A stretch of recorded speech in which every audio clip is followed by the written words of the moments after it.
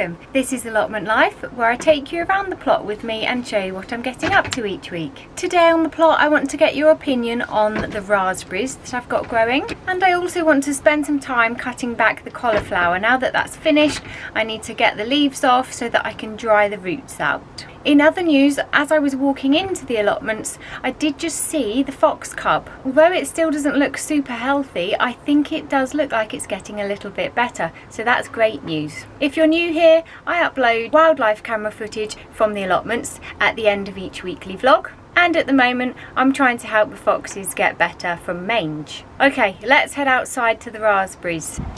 It's a very mixed weather day. I've got blue sky and lovely white clouds over there. But over this side, we possibly have some rain coming. With the raspberries, I've got branches that are still producing harvest and they've got lovely green leaves. I've got some branches like this that may be attempted to produce a harvest this year but have dried off and shriveled, and I've also got some that look like this. They seem to be very woody and they do look dead. My plan is to cut the raspberries back for the end of the season soon, and I'd like to know which of the raspberry canes you think I should be cutting back. Personally, I think the ones that are dead and completely woody when you snap them need to come out. However, I'm not sure about the other brown ones. This one here, when you snap it, it looks completely brown and dead inside. So I think that should be cut completely. I'm wondering whether you leave the new growth canes, but I'm not sure. And this is the one I really don't know about. All of the leaves are dead. The stem is partially brown but also green, and if I try to snap it, it looks like there's a little bit of life in there. So please can you let me know which of the raspberry canes you think I should be cutting back, and then I'll have time to read your comments before I go ahead and do it. It's super breezy outside, so I hope you were able to hear everything I was saying there. I've just popped into the greenhouse now and I'm going to harvest another melon. This melon here is an absolute whopper and it has enjoyed the temperatures that we've been having in the greenhouse. But when I entered the greenhouse today, there was a lovely smell of melon, and it's coming from this one right here. So I'm going to get the snips and cut that off.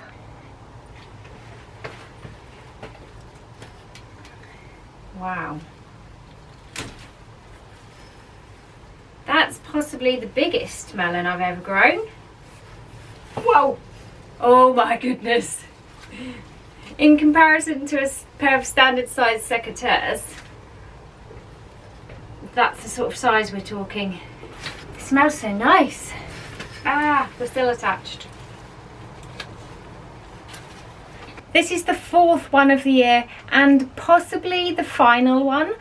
We're just approaching the middle of September now, so I don't think there'll be much more heat and sunlight to let the other remaining melons grow. I've got one here, still quite small. Another little round one over here, but it is starting to crack, so maybe it will be ready in time.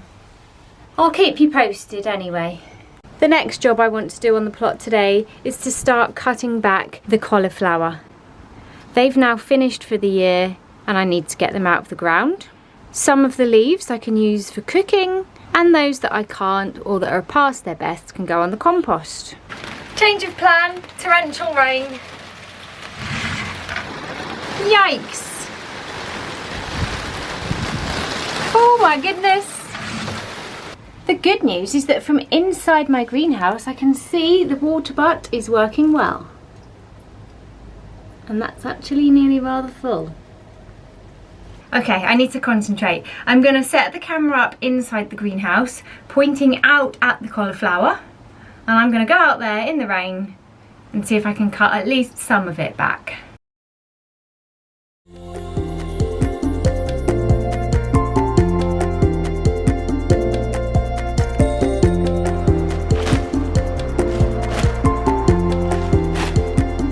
I've made an exciting discovery. As you'll probably know, only 1 out of 12 of my cauliflower were a success.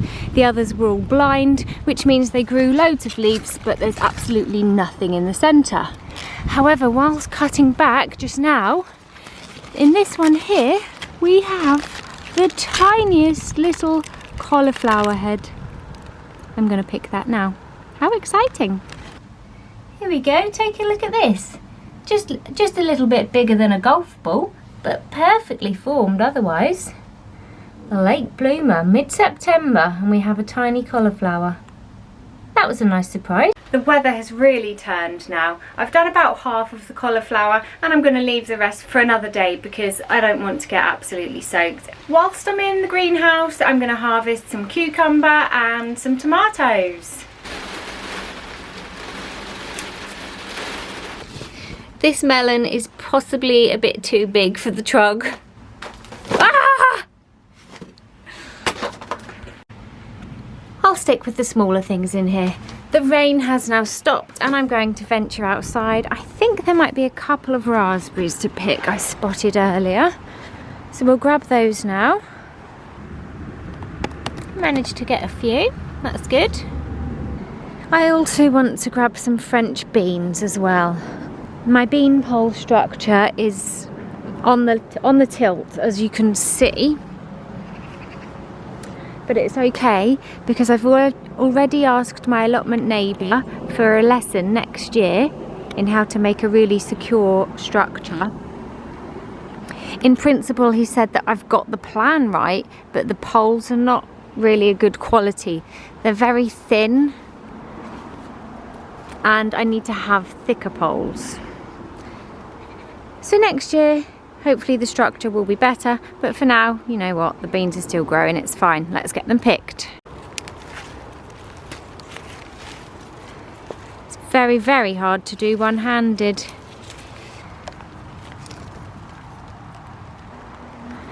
I think I've also got some peas ready to pick. Another one that's hard to pick one-handed.